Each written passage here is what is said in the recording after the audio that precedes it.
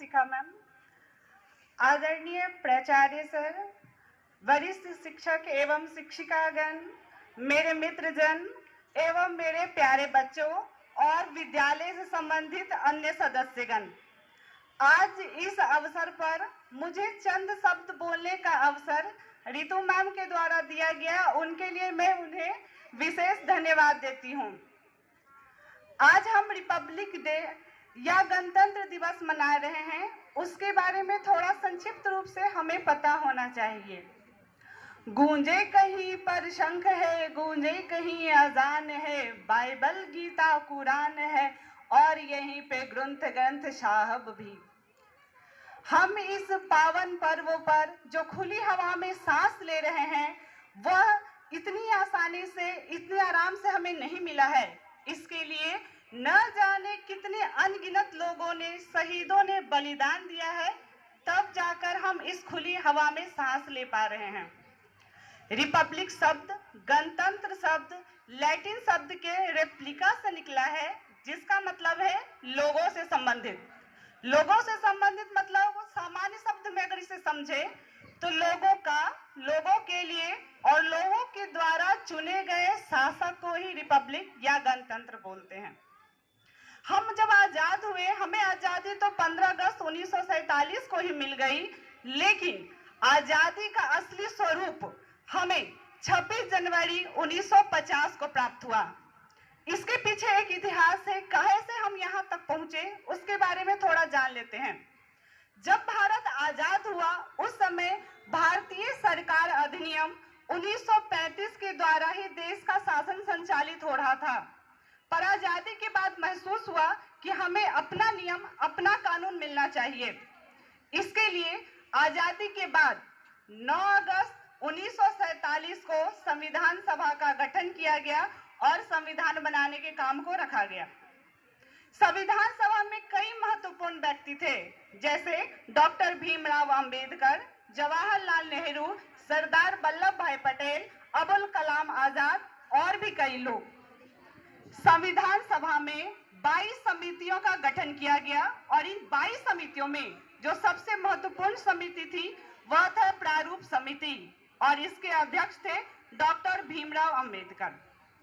114 दिनों तक लगातार सदन की गई और सबसे खूबसूरत बात यह थी उन सदनों की कि प्रत्येक सदन में पत्रकारों को और आम जनों को भी बुलाया गया कि जो सदन में हो रहा है आप भी देखिए, समझिए और अपने सुझाव दीजिए। संविधान बनने में 2 वर्ष 11 महीने और पूरे 18 दिन लगे। संविधान में कई बातें रखी गई, उन पे विचार विमर्श किया गया।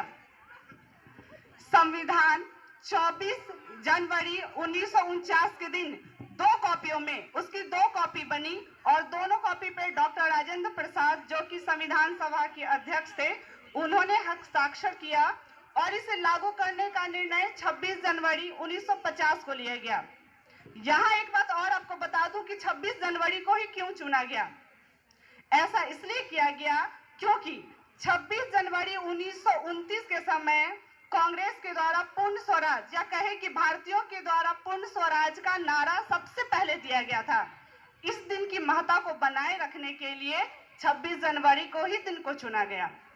308 लोगों ने उस संविधान सभा पर, मतलब संविधान जो बना था उस पर हस्ताक्षर किए और 26 जनवरी 1950 के दिन लागू कर दिया गया हमारा संविधान। और उस दिन से हम वास्तव में आजाद हुए, रिपब्लिक हुए।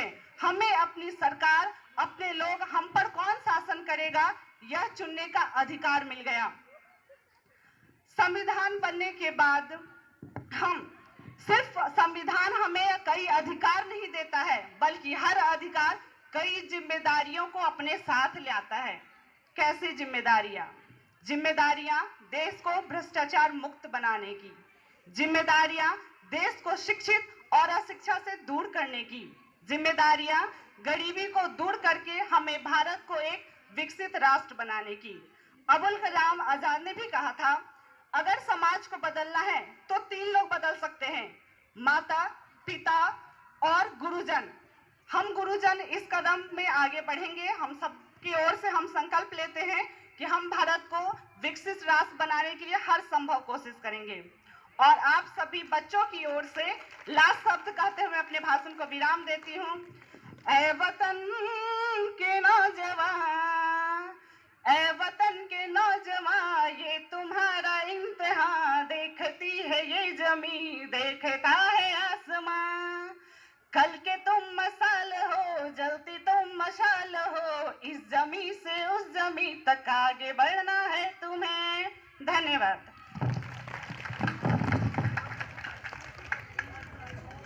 बहुत बहुत धन्यवाद प्रेमलता मैम।